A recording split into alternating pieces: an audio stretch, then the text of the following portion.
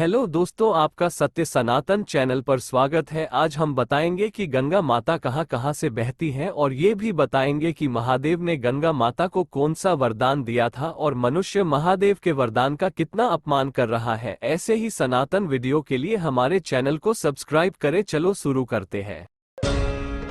तुम पवित्रता और दिव्यता की श्रेणी में श्रेष्ठ हो गंगा। तुम्हारे इसी गुण के लिए मैंने तुम्हें यथोचित पद और सम्मान दिया है। मेरे द्वारा तुम्हें अपने केश में धारण करने का कारण तुम्हारा जनहित अभियान भी है। आने वाले युगों में गंगा के पवित्र जल से ही तर्पण किया जाएगा। इसके साथ ही पृथ्वी पर तुम्हारे आगमन के अनेकों फल होंगे, जिनसे नवीन जीवन की सुपूर्ति का संचार होता रहेगा।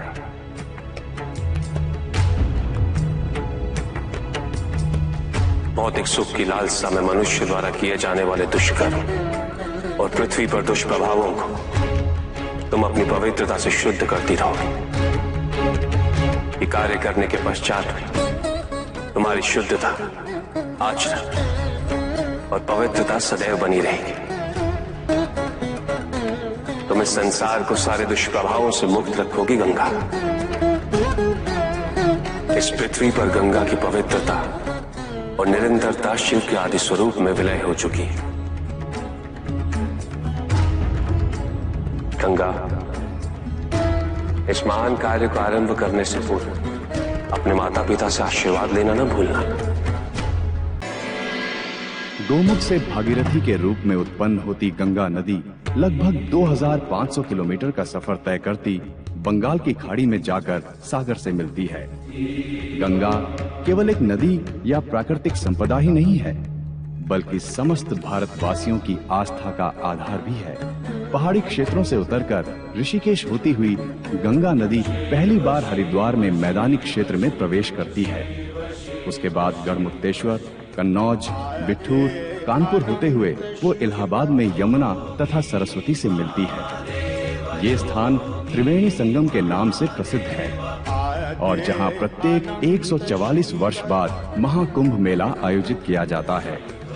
इलाहाबाद के बाद गंगा नदी रुख करती है महादेव की नगरी काशी का, जिसे हम वाराणसी या बनारस के नाम से भी जानते हैं। यहाँ शिव द्वारा स्थापित लिंग और मणिकर्णिका घाट तीर्थ स्थानों में शीर्ष है। मिर्जापुर, पटना होते हुए भागलपुर के बाद गंगा नदी दक्षिणवर्ती हो जाती है। फिर पश्चिम बंगाल के मुर्शिदाबाद से होती हुई वापस हुगली, कोलकाता, हावड़ा होते हुए सुंदरबन डेल्टा से बंगाल की खाड़ी में सागर संगम करती है।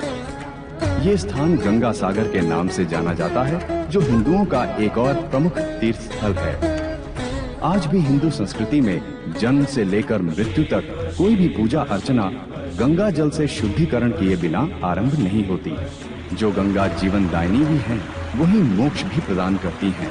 लेकिन ये कैसी विडंबना है कि सबसे पवित्र कही जाने वाली गंगा नदी का नाम आज दुनिया की सबसे प्रदूषित नदियों में लिया जाता है। इसका कारण कोई और नहीं, हम मनुष्य ही हैं। जिस गंगा नदी का जल हम इतनी श्रद्धा से भर कर लाते हैं, उसी में तकरीबन 2 करोड़ 10 लाख टन कचरा हम प्रतिदिन गिरा रहे हैं। क्या हम महादेव के वरदान का अपमान नहीं कर रहे? गंगा अब थकने लगी है और गंगा की हार हमारी हार होगी, एक सभ्यता की हार होगी।